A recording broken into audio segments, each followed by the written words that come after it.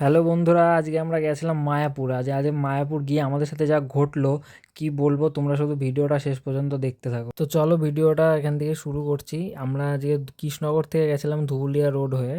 তো এই যে রোডটা দেখছো, ওটা কৃষ্ণনগর থেকে ধুবুলিয়া মোড় হয়ে ব্যাক করে মায়াপুরের রাস্তার দিকে যেতে কিছুক্ষণের মধ্যে আমরা মায়াপুর ঢুকে যাব। এই প্রায় মায়াপুরের কাছাকাছি আমরা চলে এসেছি অলরেডি। ভিডিওটা অনেক বড় ছিল বলে আমরা ছোট ছোট পার্টে কেটে দিয়েছি, ঠিক আছে, ফুটেজগুলো। তাই তোমরা অল্প অল্প পার্টে দেখছো। এই আমরা মায়াপুর প্রায় ঢুকে গেছি। এরপরে আমরা মন্দিরটা দেখতে পারবো কাছ থেকে। আমরা চলে এসেছি, ওই যে মায়াপুরের মন্দিরটা দেখা যাচ্ছে দূর থেকে। এখনই আমরা চলে যাব মায়াপুর মন্দিরের ভেতরে। দূর থেকে চূড়াটা বেশ ভালোই লাগছিল আজকে দেখতে। এই চলে এসেছি কাছে একদম। এবার গাড়ি পার্কিংয়ের জায়গাটায় ঢুকবো মায়াপুরের।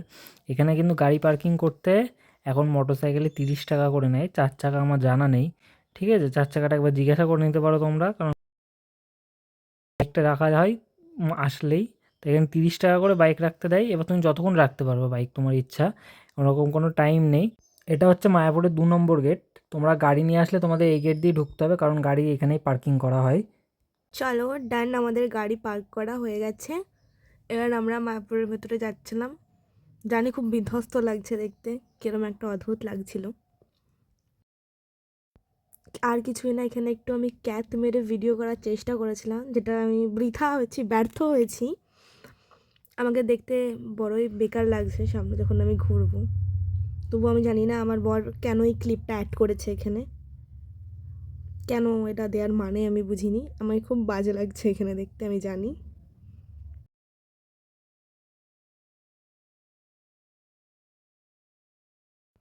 এটা নৃসিংহদেবের কোনো পোস্টার লাগানো হয়েছিল ওই নতুন মন্দির ওপেনিংয়ের জন্য বোধহয় কিছু।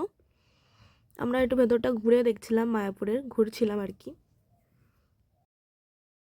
আর তোমরা কে কে মায়াপুরের ভেতরের নতুন মন্দিরটাতে গেছো কমেন্ট করো। আমরা এই মায়াপুরের পেছন দিয়ে মন্দিরের সাইড দিয়ে ঘুরছিলাম, ঘুরে ঘুরে একটু এক্সপ্লোর করছিলাম। যদিও এর আগে গেছি, তাও ঘুরে এক্সপ্লোর করছিলাম, টাইম কাটাচ্ছিলাম। আমরা হেঁটে হেঁটে পেছন দিয়ে ঘুরে ঘুরে পুরো মায়াপুরটাকে ঘুরছিলাম মন্দিরের আশপাশ দিয়ে ঘুরে বেড়াতে বেরোতে আমরা এই মাঠের এই জায়গাটা করে এসেছিলাম। তখন এখান দিয়ে ঘুরে বেড়াচ্ছিলাম, এবং এখানে ঘুরে বেড়াতে বেড়াতে একটা জিনিস আমাদের চোখে পড়ে। সেটা হচ্ছে কি, একজন ওই বাবা তার বাচ্চাকে দিয়ে অনেক ভারী ভারী ইট ক্যারি করেছিল। ওরা মেবি খেলা করছিল, কিন্তু ইট তুলে কি খেলছিল আই হ্যাভ নো আইডিয়া। আমি জানি না কি করতে চাইছিল ওরা এক্স্যাক্টলি। তো আমরা এই মন্দিরটার সামনে তারপরে আসি হাঁটতে হাঁটতে। দেন এই মন্দিরের আশপাশ দিয়ে কিছুটা গেলে মার্কেট মতন পড়ে মন্দিরের ভেতরে। তো আমরা সেখান দিয়েও কিছু জিনিস দেখছিলাম বাড়ির গোপালের জন্য।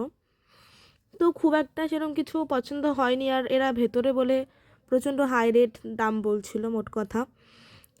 এই যেটা হয়তো বাইরে বাজারটা আর একটু কম হতে পারতো। এবার এইগুলো আমরা এক্সপ্লোর করতে করতে সামনের দিকে এগোচ্ছিলাম। তো সামনে এগোতে এগোতে একটা খুব সুন্দর জিনিস দেখতে পেলাম, যেটা হচ্ছে এই দোকানগুলোর মধ্যে একটা দোকানে খুব সুন্দর করে জগন্নাথ দেব, বলরাম, সুভদ্রাকে খুব সুন্দরভাবে সাজিয়ে রাখা আছে, কিন্তু এখানে কোনো ফটো তুলতে দিচ্ছিল না, যার জন্য আমি একটা ছোট্ট ভিডিও ক্লিপ নিতে পেরেছি খুব তাড়াহুড়োর মধ্যে। দেন আমি আবারও কিছু জিনিস দেখছিলাম। যাই হোক, আমার কিছু পছন্দ হয়নি ফাইনালি। দেন আমরা ওই মার্কেটটায় ঘুরতে ঘুরতে সামনের দিকে আরও এগিয়ে আসি।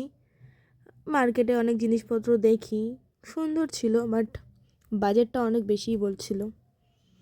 আমি গুপি ড্রেস দেখাচ্ছিলাম ওখানে। দেন আমরা সামনের দিকে আরও এগিয়ে আসি। এই সামনের বাঁদিকে যে ছোট ছোট কাউন্টার মতন দেখা যাচ্ছে, ওখানটাতে ওই দুপুরের খাবারের কুপন কাটা যায়। কে একটা আমার ক্যামেরায় চলে এসছে, বাট দেন আমরা এই ফোয়ারা মতো এইখানটাতে ঢুকি এবং এই জায়গাটা একটু ঘুরে দেখছিলাম। এখনও যদিও ফোয়ারা চালু হয়নি, ওটা চালু হতে অনেক বিকেল হয়। দেন আমরা এই পেছন দিয়ে বেরিয়ে এসেছিলাম, যেদিক দিয়ে আবার পার্কিংয়ে যাওয়া যায়। এই নতুন মন্দিরের পেছনটা এটা, এটা হচ্ছে নতুন মন্দিরের পেছন দিকটা। আমি হেঁটে হেঁটে যাচ্ছিলাম, পার্কিংয়ের দিকে আমরা এগোচ্ছিলাম মোট কথা। দেন ধীরে ধীরে ওই মন্দিরের চূড়াটা জুম করে তোমাদেরকে দেখালাম। আর আমি এইখান থেকে নিয়েছিলাম গোপালের জন্য একটা টুপি আর একটা সোয়েটার, যেটা খুব কিউট ছিল।